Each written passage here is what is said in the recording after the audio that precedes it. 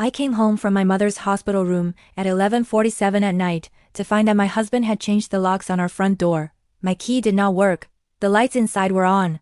I could see the glow of the television through the living room curtains. He was home.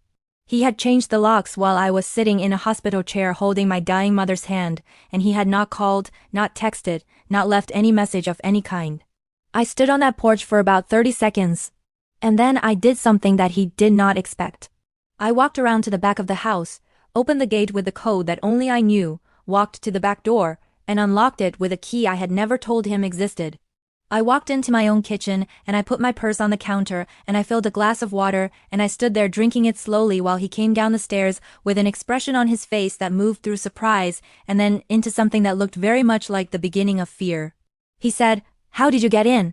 I said, "Marcus, this is my house." He did not understand what I meant by that. Not yet, but he was about to. "My name is Diane Calloway. I am 43 years old.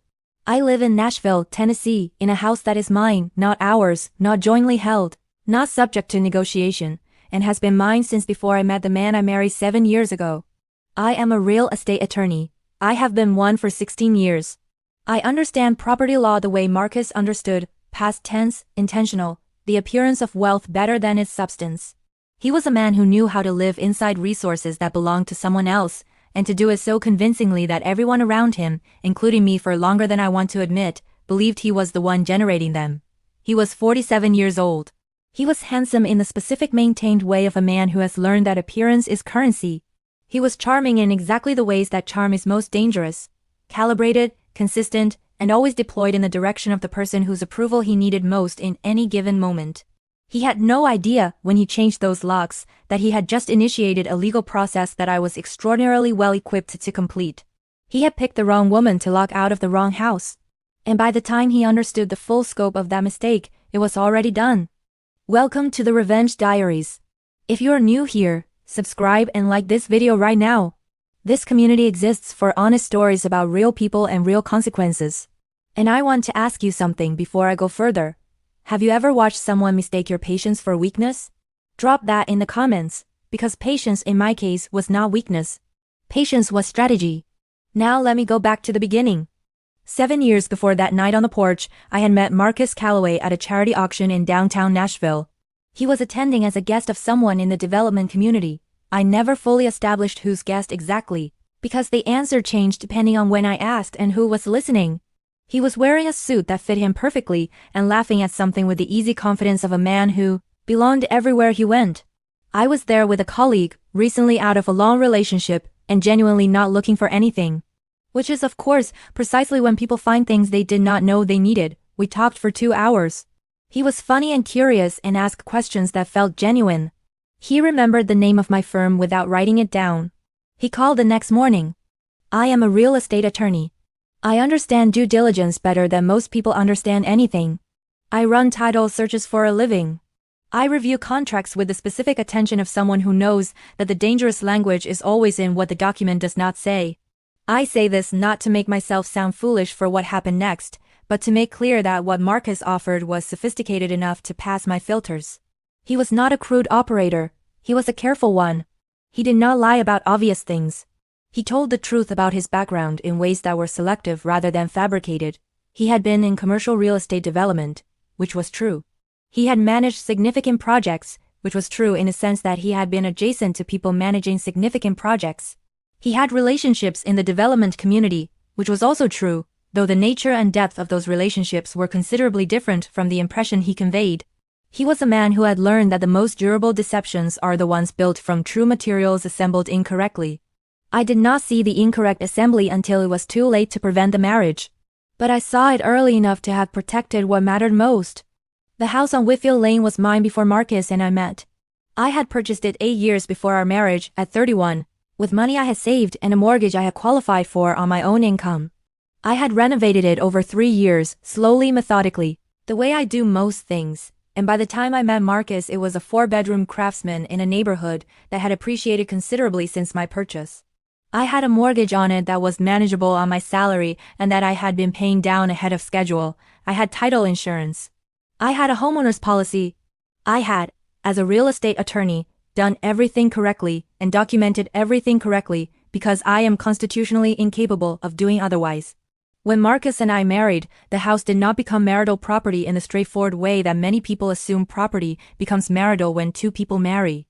In Tennessee, as in most states, property owned before marriage and maintained separately from marital funds retains its character as separate property unless specific actions are taken to commingle it or retitle it. I had taken no such actions. My mortgage payments continued to come from my individual account, the same account they had always come from. The title remained in my name alone. Marcus had been on this property for 7 years as my husband. He had never been on the title. Not for a single day. He did not know this. I want to be clear about why he did not know it. He did not know it because he had never asked in the specific documentary way that would have produced a definitive answer. He knew the address. He knew the neighborhood. He knew the approximate value because he was in real estate and could not help but assess things. What he had never done was pull the deed. What he had never done was review the mortgage statements, which came to my office address rather than the house. What he had never done was sit down with the actual legal documentation of what we each owned and how it was held. He had assumed. He had assumed the way people assume when the assumption serves their interest and questioning it might not, that the house where they lived was the house they would have access to when the time came to need it. He had been building a plan around that assumption for longer than I knew. And the plan was, as I discovered, already in motion when he changed those locks. My mother's name was Catherine Brennan. She was 67 years old and had been diagnosed with pancreatic cancer 11 months before she died.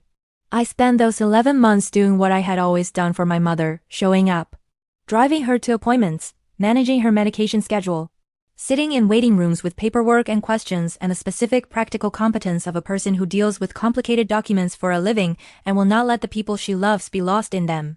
Marcus had, during those 11 months, been progressively absent in ways I had catalogued with the same precision I applied to everything else. He was less present at dinners. He was on his phone in rooms I was not in. He had business trips that were vague in their destinations and shorter than he described when he returned.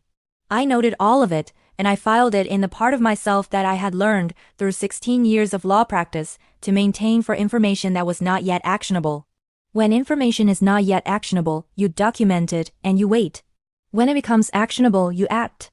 The night my mother died, a Tuesday in March, at 4 in the morning, I drove home from the hospital in the rain. I pulled into the driveway and I noticed two things. The first was that the porch light was off, which it was always on. The second was that Marcus's car was in the garage, which was notable because he had told me he was traveling to Memphis for a meeting. Neither of these things was individually conclusive. Together they were interesting. I went to the front door. My key did not work. I stood on the porch in the rain at 4 in the morning, having just watched my mother die, and understood that my husband had changed the locks on a house that was not his to change the locks on. I went around the back. I used the key I had never mentioned because a real estate attorney who renovated her own house maintains access points that she does not share comprehensively. I walked into my kitchen. I filled a glass of water. Marcus came down the stairs. The conversation that followed was one of the most clarifying conversations of my life, and it was clarifying not because of what he said but because of what he did not say. He did not say, "I am so sorry about your mother." He did not say, "I thought you were staying at the hospital." He did not say, "I changed the locks because the old ones were worn and I was having them replaced." What he said was, "How did you get in?" That is the complete and unedited record of his first response to seeing his wife walk into their home at 4 in the morning after her mother had just died. How did you get in? The question of a man who had been operating under a set of assumptions that had just been revealed as incorrect. I said, "Marcus, this is my house." He stared at me. I drank my water. I said, "We can talk about this tomorrow. Tonight I'm going to bed." And I walked upstairs. And I slept, because I was exhausted, and because I had already made every decision that needed to be made.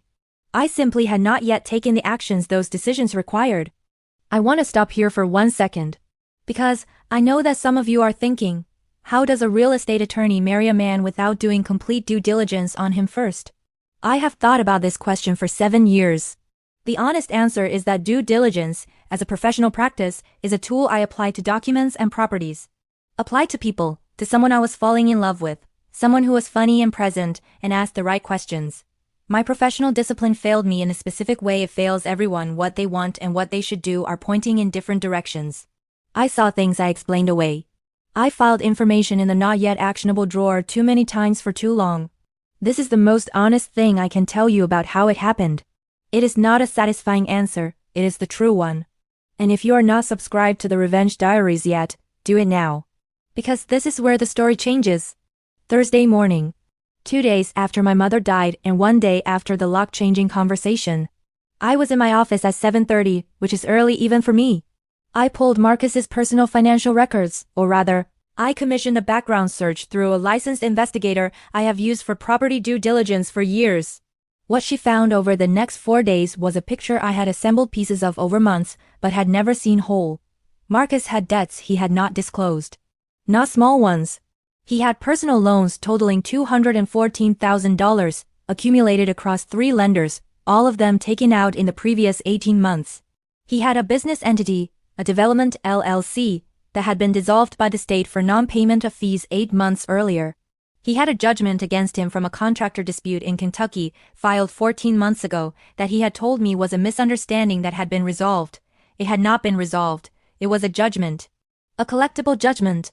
And he had an application filed 6 weeks earlier for a home equity line of credit on the Whitfield Lane property. My property, using my address. Using what he apparently believed was his legal interest in the property as collateral. The application had been submitted to a lender I had no relationship with and had been flagged by the lender's title review because the property was not in his name. The application was pending review when I found it. It had not yet been denied or approved. It was simply sitting in a file somewhere, waiting. I called my colleague David Park, who handles civil litigation for our firm, before 9 that morning. I explained the situation in the precise, factual language of one attorney briefing another. He listened without interrupting. When I finished, he said, "Diane, this is clean, the property is entirely yours. The HELOC application is fraudulent, he represented an ownership interest he doesn't have." I said, "I know. I need to move quickly," he said. "How quickly?" I said, "Today." We filed a cease and desist letter to the lender by 11 that morning, accompanied by a certified copy of the property deed, a copy of my mortgage statement, and a legal memorandum outlining why the application constituted fraudulent misrepresentation of ownership interest. The lender's legal department responded within 2 hours. The application was voided. The file was flagged. The lender reserved the right to pursue the matter further. David said, "Do you want us to refer this to the DA's office?" I said, "Not yet. Let's handle the domestic situation first." The domestic situation. Marcus and I sat at the kitchen table the following Saturday. I had arranged for David to be available by phone if needed. I had a folder on the table. The folder contained the deed to the property, the mortgage statements, the investigator's report, the voided HELOC application, the judgment from Kentucky, the debt documentation. All of it organized, tabbed, and annotated. I placed it on the table between us and I said, "I need to walk you through some things." He looked at the folder. He looked at me. Something moved across his face, the specific expression of a man who has spent years managing the information other people have about him, and who has just understood that the management has failed. He said, "Diane," I said, "Marcus, please let me finish," and I walked him through every document in that folder, calmly, without raising my voice. Without crying. It took 41 minutes. When I finished, I said, "The house is mine, it has always been mine. You have no legal interest in it. The HELOC application has been voided and flagged by the lender. I have retained a divorce attorney. You have 30 days to vacate the property voluntarily." I closed the folder. I looked at him across the table. And I waited. He said, "I was going to tell you about the debts." I said, "When?"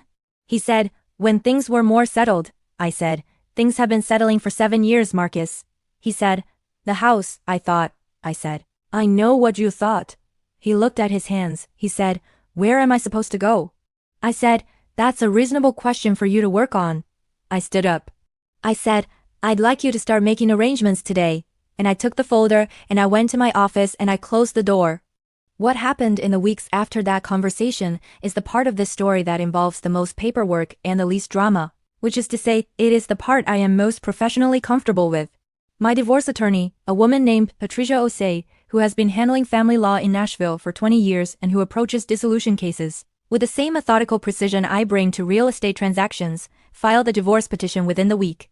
The petition addressed the separation of marital assets, which were limited in scope because we had maintained largely separate finances throughout the marriage, and the question of spousal support, which was more complex. Marcus retained an attorney. His attorney made one motion attempting to argue that Marcus had contributed to the improvement of the Whitfield Lane property through labor and resources during the marriage, and that this contribution warranted equitable consideration. Patricia addressed this motion with documentation I provided, 7 years of my own mortgage payments, all from my individual account, and a detailed renovation log from before the marriage that established the baseline value I had created prior to Marcus's presence. The motion was withdrawn. The lender, separately, referred the HELOC application matter to their fraud unit. The fraud unit opened a review. David managed our cooperation with that review, which required providing the same documentation we had filed in the divorce proceeding. Marcus's attorney, when informed of the fraud review, negotiated a resolution that involved Marcus signing a formal acknowledgement of the misrepresentation and agreeing to cooperate with the lender's process. No criminal charges were filed. The civil resolution was sufficient for all parties. This is how legal matters resolve most of the time, not in dramatic courtroom confrontations but in careful, documented procedural processes that produce binding outcomes without requiring anyone to lose their composure. Have you ever discovered that someone close to you had been building a plan around something they did not actually own? I want you to share that in the comments.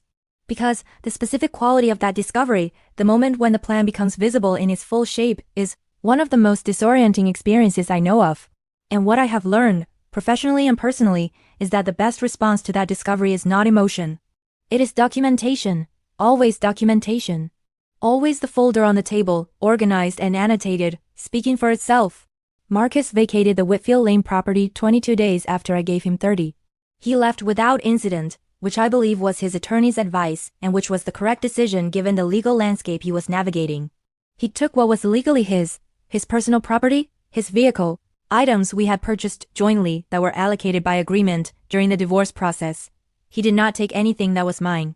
He did not have the legal basis to take anything that was mine. Patricia made sure of that at every step. The divorce was finalized 4 months after filing. The property remained in my name throughout. The marital debts, what modest joint financial entanglements we had, were allocated fairly. Marcus's individual debts, including the $214,000 I had documented, were his, entirely his. Patricia was very clear about this in every proceeding. They were debts he had incurred in his name for his purposes, and they would follow him accordingly. The judgment from Kentucky, which was collectible, was enforced by the Kentucky creditor in the months following the divorce through the standard legal process. I was not involved in that enforcement. I simply knew it was happening because David monitored the public record as a matter of professional interest. Marcus settled the judgment eventually, through some arrangement that produced a payment plan. I do not know the details. I do not need to.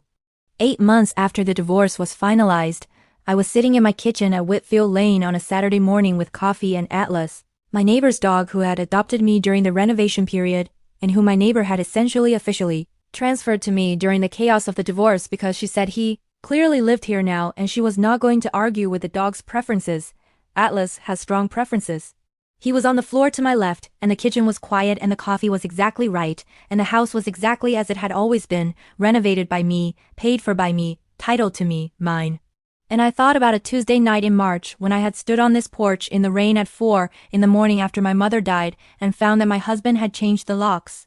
And I thought about walking around to the back gate and using the code only I knew and coming into my kitchen and filling a glass of water while Marcus came down the stairs. And I thought about the expression on his face when I said, "Marcus, this is my house. I am not going to tell you I feel nothing about the 7 years. That would not be true, and I do not tell untrue things. What I feel about the 7 years is the complicated, layered feeling of someone who has loved a person and then understood that the person she loved was a version assembled for her benefit and not the whole truth of who he was. That is a specific kind of grief that does not have a clean resolution. What it has is time and work and a gradual, patient accumulation of a life that is built correctly. I have that. I am building that." Patricia Ozzie, who became a genuine friend during the process, told me 6 months after the divorce that the clients who come through well on the other side are always the ones who do the next thing, and then the next, and then the next, without waiting for the feelings to fully resolve before they move. I thought about that for a long time. I thought about it the way I think about most good advice. I filed it and waited until I understood why it was right. It took about 3 months. She was right. My mother, Catherine Brennan, died in a hospital room in Nashville on a Tuesday morning in March. She was 67 years old and she had spent those 67 years doing things correctly in the specific, unhurried way of someone who believes that the right way of doing something has value independent of whether anyone is watching. She taught me to renovate a house by doing research and hiring the right people and documenting every decision. She taught me to read a contract by reading every word and asking questions about the ones she did not understand. She taught me, most importantly, that the most durable thing a person can own is something they built themselves, correctly, with documentation, in their own name. The house on Whitfield Lane is that thing. It is hers in a way that things become the people who love them most.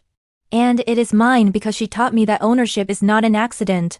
It is a choice you make in advance, correctly, and maintain through attention and documentation for as long as the thing matters to you. It will matter to me for as long as I live in it, which is as long as I choose. Which is forever, if I decide it is. Here is what I want to leave you with before I go. Marcus Calloway was not a foolish man. He was, in many ways, a sophisticated operator who had spent years learning to live within other people's resources by managing their perception of him skillfully enough that they did not look too closely at what was actually his. He had done this successfully, from what I understand of his history, more than once before me. What he had not encountered before was a real estate attorney who had purchased her own property before the marriage, maintained it separately and correctly throughout, kept documentation of every payment and every decision, and happened to have a backdoor key that he had never known about. He was counting on my not knowing what I owned. He had simply fatally chosen the wrong woman to count on for that particular kind of ignorance. Know what you own. Document what you own. Maintain what you own in your name, with your records, in your files, in a folder you can put on a table when the moment requires it. This is not advice specific to real estate. This is advice about life. The people who are most vulnerable in legal and financial situations are always the people who have trusted someone else to know what belongs to them. Do not be that person. Be the person with the folder. Be the person with the backdoor key. Be the person who stands in their kitchen at 4 a.m, drinking water calmly, while someone else learns what they should have learned before they change the locks. If this meant something to you today, a recognition, a shift, a moment where you reached for your phone to look up something you realized you should know, please like this video and subscribe to The Revenge Diaries and share it with someone who needs to hear it. And before you go, one final question in the comments, one word only. What is the first word that comes to mind when you imagine standing on your own porch and finding the locks changed? Just one word. I will be reading every single answer. And next week on this channel, the story of a man who discovered that his business partner had been paying company expenses from a personal account and billing them back at 3 times the cost, and what happened when he brought a single spreadsheet to a conference room and sat down without saying a word. You will not want to miss it. I will see you there.